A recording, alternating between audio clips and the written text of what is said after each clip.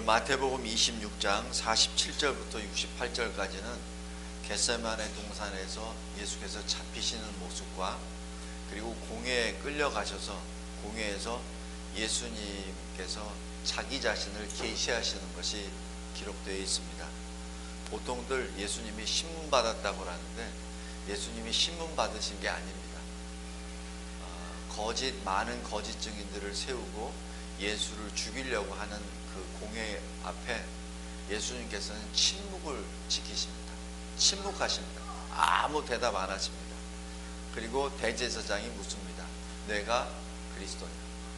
하나님의 아들이냐? 바로 그 질문할 때 예수님이 입을 벌려 말씀하십니다. 내가 말하였도다.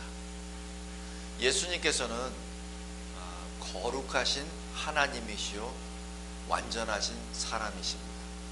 근데 그 거룩하신 하나님이시기에 그 죄인들 앞에 죄인들과 말을 섞지 않습니다.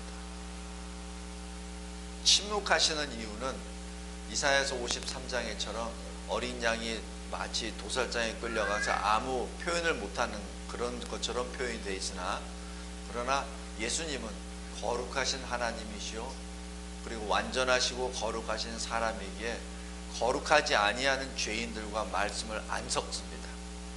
침묵으로 유지하다가 자기 스스로를 계시하시는 장면이 오늘 본문입니다.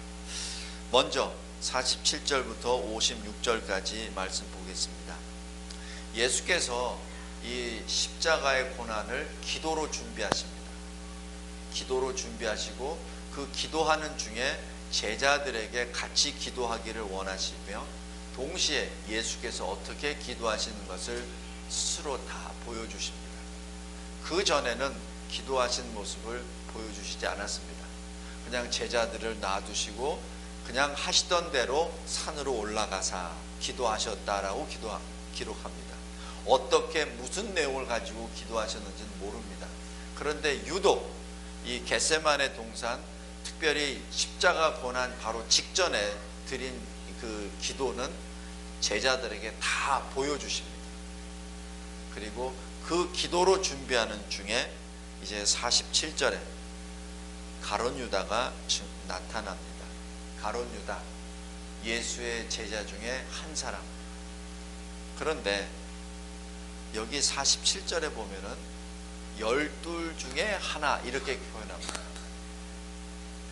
보통 우리가 가룟 유다 하면은 제자 중에 하나라고 얘기했는데 여기서는 제자라는 말이 없어요. 그냥 12 중에 하나. 여기 시사하는 바가 굉장히 큽니다. 가룟 유다는 예수의 제자가 아니었습니다. 그냥 껍데기상으로는 12과 같이 다니니까 껍데기상으로는 예수의 명령을 받고 귀신도 내쫓기도 하고 질병도 낫기도 하고 그러한 이적을 행한 그 현장에 있었습니다. 예수께서 행하시는 모든 이적과 설교를 하는 가운데 그 현장에 있었습니다. 그러나 그는 제자라는 말을 듣지 못합니다. 그냥 12 중에 하나. 그것이 가룟 유다의 정체성입니다. 그 가룟 유다는 겟세마네에서 예수께서 기도하신다는 것을 알고 주님으로부터 받은 빵 조각을 들고 밤에 나아갔죠. 그리고 예수를 팔았습니다. 죄 없으신 예수, 죄 자체가 없으시는 예수, 그리고 아무런 무장이 없으신 예수, 그리고 11명의 제자와 함께 있었던 그 예수를 잡기 위해서 당시 유대인, 성전을 지키는 유대인들과 그리고 로마 군사들이 연합이 되어 예수를 붙잡으러 모입니다. 그들은 무장을 했죠. 그리고 밤에 공격을 합니다. 이것은 겟세마네 동산은 저도 가보질 않아서 얼마나 사이즈는 잘 모르겠지만은 그렇게 큰 산은 아닙니다. 그래서 동산이라 부를 정도로, 언덕이라 부를 정도입니다. 아마 여기 있었던 이 로마 군사들 같은 경우에는 이 동산 자체를 전부 다 포위하지 않았나 추정이 됩니다. 그리고 유대인 그 성전을 지키는 레위인들이죠. 레위인들과 제사장들이 같이 앞장서서 나아갑니다. 이유, 그들이 예수를 알기 때문에. 그래서 로마 병사들과 같이 갑니다. 그 로마 병사들은 유대인들에게는 이방인이요, 죄인이요, 더러운 존재입니다. 그래서 로마 사람들과 결국 같이 대화를 하거나 교제를 하거나 식사는 더더욱이 안 합니다. 그래서 사도행전 10장에서도 보면은 베드로 사도가 이 백부장에게 갔을 때, 그리고 백부장이 베드로에게 한 말을 보면은 바로 이 유대인들과 로마 사람들과 교제를 안 한다는 것이 거기에 나타나고, 또 나중에 베드로가 그 백부장하고 만나고 난 다음에 예루살렘에 와서 교회 앞에 증언할 때도 마찬가지, 베드로를 공격한 이유는 이방인과 같이 숙식을 했다라는 그 이유 때문에 베드로가 사실 또 변호하게 됩니다. 자기 스스로를. 그만큼 유대인과 로마 사람들은 같이 행동을 안 했습니다. 그러나 여기 47절에 보면은 유대인들과 로마 사람들이 같이 한 마음이 됩니다. 목적은 예수를 잡기 위해서. 참 이것이 악한 자의 모습입니다. 이 마지막 때 악한 일들이 많이 벌어지는데 도저히 악한 사람들이 서로 연합할 수 없는 것을 나중에는 연합하게 됩니다. 이유, 의인을 죽이기 위해서. 이 마지막 때 악한 세력들이 서로 연합하고 서로 손을 잡는 것을 우리가 잘 보게 될 겁니다. 그리고 결국은 그들 서로를 잡아먹습니다. 그것이 요한계시록 16장 17장에도 마찬가지 나옵니다. 자, 48절에 예수 파는 자, 바로 가룟 유다가 군호대로 예수에게 만나고 예수에게 인사를 합니다. 그때 군사들이 예수를 잡죠. 그런데 이때 예수께서는 그냥 잡히시는 것이 아니라 분명히 말씀을 주십니다. 50절에 친구여, 내가 무엇을 하려고 왔느냐. 여기서 친구는 가룟 유다입니다. 가룟 유다가 무엇을 행하는지 주님은 다 아시는 것이죠. 여기서 첫 번째 가룟 유다의 비참함이 나타납니다. 가룟 유다, 인류 역사상 최악의 거짓이요, 최악의 악행을 저지르는 현장의 사람으로 기록에 남습니다. 인류 역사상 가룟 유다만큼 큰 죄를 범한 사람이 아마 없을 것이요, 가룟 유다만큼 그렇게 악명이 지워지지 않는 사람도 없습니다. 주님 다시 오시는 그 순간까지 이 본문은 계속 읽혀질 것이요, 가룟 유다가 어떤 사람이라는 것은 아마 성경을 읽은 사람은 아마 다 알 것입니다. 그런데 아주 악한 것이 이 마지막 때에는 이 가룟 유다가 의인이라고 주장하는 학자들이 서서히 나타납니다. 그것이 바로 마지막 때가 가까이 왔음을 의미합니다. 가룟 유다, 악한 자요, 예수를 판 자요. 그리고 예수께서 계속해서 말씀하십니다. 회개하라고. 그런데 회개하지 아니하고 나중에 자기 스스로 자기 생명을 끊습니다. 자살을 하죠. 바로 그것이 가룟 유다가 버림을 받았다는 확실한 증거입니다. 여기 마태복음 26장에는 기록은 안 나와 있으나 이 요한복음 18장에는 아주 이 내용이 자세히 기록되어 있습니다. 이유, 요한 사도가 기록했죠. 바로 이 현장에 베드로도 있었지만은 요한 사도도 있었고, 그리고 다른 제자들은 도망갔으나 요한 사도는 끝까지 남아 있습니다. 베드로 사도가 가고 나중에 요한 사도가 또 뒤쫓아갑니다. 그리고 요한 사도는 대제사장과 뭔가 아는 관계가 있는 것 같아요. 그래서 베드로는 예수를 부인하고 나오지만은 요한 사도는 끝까지 그 자리에 있습니다. 그래서 요한복음이 굉장히 자세히 기록되어 있고, 그래서 이 요한복음과 마태복음을 같이 보겠습니다. 여기서 요한복음 18장에는 예수께서 그냥 잡히시는 것이 아니라 예수께서 자기 자신을 계시하신 것을 나타냅니다. 체포하러 온 군사가 말합니다. 우리는 나사렛 예수를 잡으러 왔다라고 얘기할 때 예수께서 바로 에고 에이미라는 말씀합니다. 바로 나다라는 얘기죠. 그 나다라는 말이 출애굽 3장에 나와 있는 스스로 존재하는 자, 바로 에고 에이미입니다. 바로 그 말씀을 들었던, 그리고 그 말씀이 무엇을 의미하는지 아는 유대인 성전지기, 바로 레위인들입니다. 레위인들은 거기서 무서워서 땅에 엎드려 버리고, 함께 있었던 로마 병사들도 덩달아서 엎드려 버립니다. 바로 그것이 요한복음 18장에 기록되어 있습니다.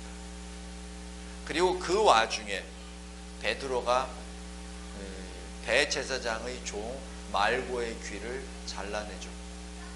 그러자 예수께서 명령하십니다. 칼을 칼집에 꽂으라. 칼을 든 자는 칼로 결국 망하느니라. 그리고 내가 내 아버지의 이 잔을 내가 피하겠느냐. 그리고 이 모든 것이 성경이 말씀하시는 것을 다 이루려 함이라 라는 말씀을 남기시며 스스로 그들의 무리에 들어가십니다. 그리고 예수께서 공의의 앞에 서서 자기 스스로를 계시하시는 장면이 됩니다. 자, 여기서 예수께서 자기 자신을 계시하신 그 말씀을 중심으로 보고 오늘 말씀을 맺겠습니다. 예수께서는 첫 번째, 나는 스스로 존재하는 하나님이심을 증거하십니다. 바로 그것은 겟세마네 동산에서 붙잡히시기 전에 스스로 증거하십니다. 에고 에이미, I am. 나는 모세를 소명했었던 바로 스스로 존재하는 영원한 하나님이시니라. 그것을 선언하십니다. 다음에 두 번째는 예수께서 무리들에게, 이 군사 무리들에게 이렇게 말합니다. 나는 너에게 지금 서 있느니라. 나는 내 생명을 스스로 내려놓을 권한도 있고 그 내려놓은 생명을 다시 세울 권세도 있다라고 말씀합니다. 바로 요한복음에 있는 말씀이죠. 요한복음 10장 18절 말씀입니다. 다시 얘기해서 이 말씀은 바로 주님이 하나님의 말씀임을 지금 선언합니다. 요한복음 1장에 태초에 말씀이 계시니라, 말씀이 하나님과 함께 계시니라, 그 말씀이 하나님이시니라. 바로 그 말씀이심을 지금 계시하십니다. 그래서 지금 내가 너희들에게 잡히는 것이 아니라 내가 너희들에게 잡혀주는 것이니라. 내가 힘이 없어서 여기에 생명을 빼앗기는 것이 아니라 내가 스스로 내려놓는 것이다 라는 말씀으로 주님이 하나님의 말씀, 태초에 하나님 아버지와 함께 계셨던, 그리고 태초에 이 세상을 창조하셨던 바로 그 말씀이심을 증거하시는 것입니다. 그리고 예수님은 셋째로 무엇을 계시하십니까? 선한 목자다라는 것을 계시하십니다. 예수께서 말씀하시죠. 군사들에게 나와 함께 있는 자들은 가게 놔두라. 무엇이죠? 바로 제자들은 잡지 마라 얘기입니다. 성도 여러분, 요한복음 10장에 뭐라고 하죠? 나는 선한 목자라. 나는 양들을 위하여 내 생명을 내려놓는 선한 목자니라. 바로 제자들을 살리십니다. 그리고 제자들 누구죠? 하나님 아버지께서, 성자 하나님 예수 그리스도께서 붙여주신 바로 제자들 한 사람도 잃지 않는다라고 하시는 말씀을 성취하십니다. 그리고 예수님께서는 또 말씀하십니다. 공회 앞에서 대제사장이 묻습니다. 내가 그리스도냐? 하나님의 아들 그리스도냐? 그 전까지는 아무 말씀 안 하십니다. 바로 거룩하신 하나님 본체이시기에 죄인들과 말씀을 섞이지는 않으나, 그러나 자기 계시를 위해서는 입을 벌려 말씀하십니다. 내가 바로 말하였도다 라고 말씀하시며, 지금 예수님께서 다니엘 7장에 있는 인자다라는 것을 계시하십니다. 우리 다니엘 7장 한번 보시겠습니다.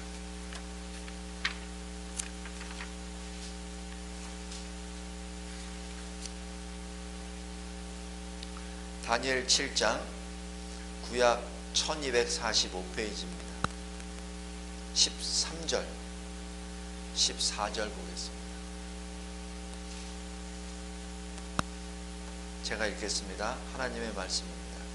내가 또 밤 환상 중에 보니 인자 같은 이가 하늘 구름을 타고 와서 옛적부터 항상 계신 이에게 나아가 그 앞으로 인도되매. 14절 그에게 권세와 영광과 나라를 주고 모든 백성과 나라들과 다른 언어를 말하는 모든 자들이 그를 섬기게 하였으니 그의 권세는 소멸되지 아니하는 영원한 권세요 그의 나라는 멸망하지 아니할 것이니라.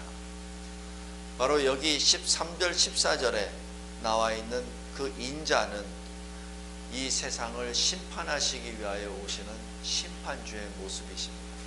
그런데 그 인자와 같은 이 바로 인자가 여기 대제사장 앞에 이렇게 말합니다. 64절에 인자가 권능의 우편에 앉아 있는 것과 하늘 구름을 타고 오는 것을 너희가 보리라. 예수께서는 바로 다니엘 7장 13절에 있는 바로 그 인자 같은 이가 스스로 자신임을 여기서 계시하십니다.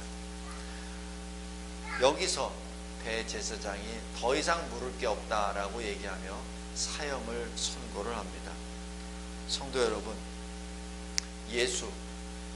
예수께서는 세상의 죄를 짊어지고 이 세상을 구원하시기 위하여 오신 어린 양, 하나님의 어린 양이지만 하나님이십니다. 그러기에 죄인들과 섞이지 않습니다. 분명히 말씀하십니다. 그리고 그 말씀을 다 이루십니다. 예수님이 하신 그 말씀 중에 어느 것 하나 구약에 기록되지 않은 것이 없었습니다. 구약에 기록되어 있는 그 말씀을 다 이루시죠. 구약이 뭐죠? 옛날 언약입니다. 신약은 뭐죠? 새로운 언약입니다. 바로 옛날 언약을 다 이루십니다. 예수님, 바로 이 세상을 지으신 참빛이 이 세상에 오셨습니다. 그러나 이 세상, 원래 자기를 지은 그 주인이 오셨는데 이 세상은 영접하지 않습니다. 오히려 그 빛을 죽이려고 하고 또 오늘처럼 사형을 선언합니다. 이사야서 53장 5절 6절 말씀에 그가 찔림은 우리의 허물 때문이요 그가 상함은 우리의 죄악 때문이라. 그가 징계를 받음으로 우리는 평화를 누리고 그가 채찍에 맞음으로 우리는 나음을 받았도다. 우리는 다 양 같아서 그릇 행하여 각기 제 길로 갔거늘 여호와께서는 우리 모두의 죄악을 그에게 담당시키셨도다. 예수님, 하나님의 어린 양, 우리의 구주이십니다. 예수님께서는 세상 앞에서, 특별히 공회 앞에서, 그리고 예수님을 잡으려고 왔었던 군사들 앞에 예수님이 누구이심을 스스로 계시하셨습니다. 그리고 우리에게 이 기록된 특별 계시로, 이 기록된 말씀을 통하여 늘 주님을 만나게 하십니다. 성도 여러분, 동일한 시간과 공간 속에 세 인물이 있습니다. 하나는 이 인류 역사상 가장 최악의 인물, 바로 가룟 유다입니다. 그리고 예수를 따르기는 따랐으나 믿음이 부족한 제자들을 봅니다. 그리고 완전하시고 거룩하신 예수님을 봅니다. 우리도 마찬가지입니다.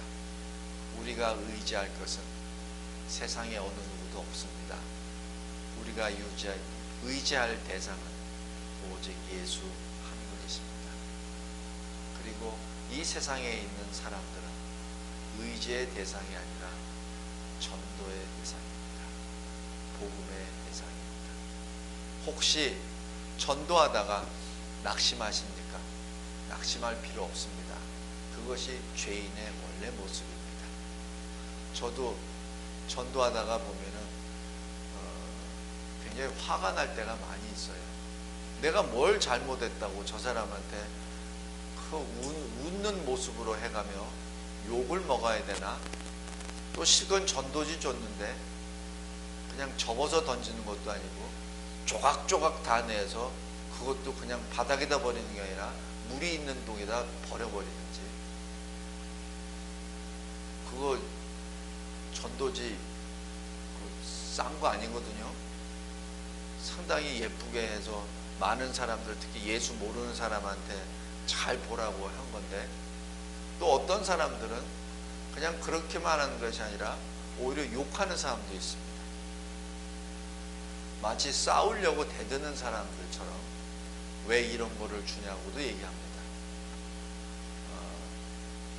언뜻 그 사람들한테 한번 욕을 한번 해주고 싶은 마음도 많이 들고, 그리고 실망할 때도 사실 있습니다.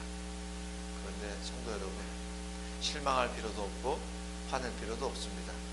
왜냐하면 그것이 죄인의 모습입니다. 우리 예수님은 3년 공생애 동안 자기 자신과 같이 자고 먹고 말씀으로 양육받고 함께 동역했었던 제자들도 다 도망가지 않았습니다. 인류가 인간으로 태어나서 겪어야 될 최악의 것은 다 겪으신 분이 예수님이십니다. 세상을 살면서 복음대로 살 때 너무 실망도 할 필요도 없고 두려워할 것도 없고 낙심할 것도 없습니다. 그것이 원래 죄인의 모습입니다. 오늘 공회 앞에서, 하나님의 앞에서 동일한 시간과 공간 가운데 나타난 세 부류의 사람 중에 우리는 예수를 따르는 그리스도인들입니다. 그 자체가 우리에게는 감사의 제목이요 찬양의 이유입니다. 기도하겠습니다. 하나님 아버지, 감사하고 감사합니다. 하나님께서 저희들에게 주시는 이 귀한 말씀, 그러나 예수님의 그 고난의 현장 가운데 예수님의 영광의 얼굴을 봅니다. 하나님, 이 고난 주간을 통과하며 주님이 걸어가셨던 그 발걸음을 우리가 또 따라가기를 원합니다. 외롭다고, 무섭다고, 그리고 아프다고 불평하지 않겠나이다. 주님이 걸어가신 그 길에 아멘, 아멘, 아멘으로 걸어가겠나이다. 우리 주 예수 그리스도의 이름으로 기도드리옵나이다.